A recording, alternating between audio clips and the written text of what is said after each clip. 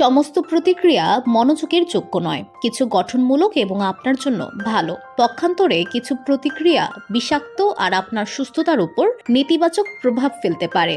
সুতরাং বিচক্ষণ হতে শিখুন, সর্বদা আপনার মানসিক শান্তি এবং সুস্থতা রক্ষা করুন। সর্বশক্তিমান আল্লাহ তাআলা আমাদেরকে সর্বদা সৎ পথে রাখুন, আমাদের ঈমানের উপর অটল রাখুন, আমাদেরকে কখনো সন্দেহকারীদের অন্তর্ভুক্ত না করুন, আমাদেরকে আগুন ও কবরের আযাব থেকে রক্ষা করুন, সর্বোচ্চ জান্নাতকে আমাদের শেষ আবাস করুন। বিষয়গুলো অন্ধকারে কান্নাজড়িত কণ্ঠে নির্জন রাতে আল্লাহর কাছে প্রার্থনা করুন। যে আল্লাহ আপনাকে সৃষ্টি করেছেন তার কাছে কাতর কণ্ঠে অভাব অভিযোগের কথা জানান। মনের কথাগুলো খুলে বলুন, তিনি ফিরিয়ে দেবেন না। তিনি আপনাকে আলোর পথ দেখিয়েছেন এবং হৃদয়ের ভারাক্রান্ততাকে হালকা করেছেন। সবসময় আপনার জন্য তিনি আছেন, তাকে পরমভাবে বিশ্বাস করুন। আপনি যা তা দিয়েই আপনি আকৃষ্ট করবেন, এটাই বাস্তব সত্য। ভালো কাজ করুন এবং তা আপনার কাছেই ফিরে আসবে। সদয় হন এবং আপনার প্রতিও সদয় হবার একই প্রস্তাব দেওয়া হবে। আপনি যখন ইতিবাচক শক্তির প্রতিফলন ঘটান, তাহলে আপনি অবশ্যই ইতিবাচকতাকেই আকৃষ্ট করবেন।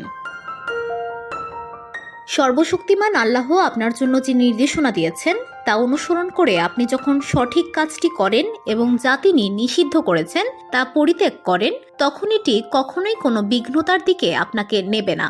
এটি প্রকৃতপক্ষে আপনাকে তার সন্নিকটেই নিয়ে আসবে। সুতরাং আপনি নিজে কি নিজের মধ্যে রাখছেন সে সম্পর্কে সচেতন থাকুন, কারণ এটি তার সঙ্গে আপনার সংযোগে প্রভাব ফেলতে পারে।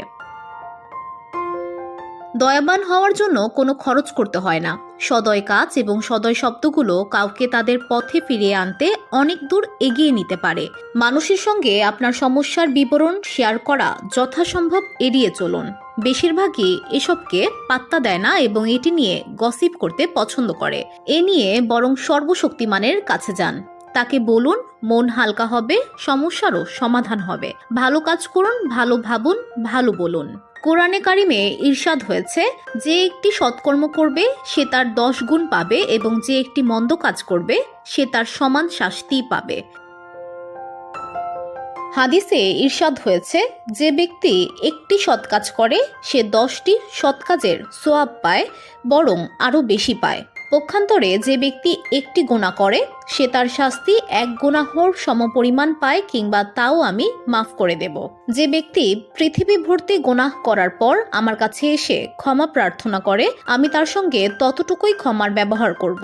যে ব্যক্তি আমার দিকে অর্ধ হাত অগ্রসর হয়, আমি তার দিকে 1 হাত অগ্রসর হই, এবং যে ব্যক্তি আমার দিকে 1 হাত অগ্রসর হয়, আমি তার দিকে বা পরিমাণ অগ্রসর হই।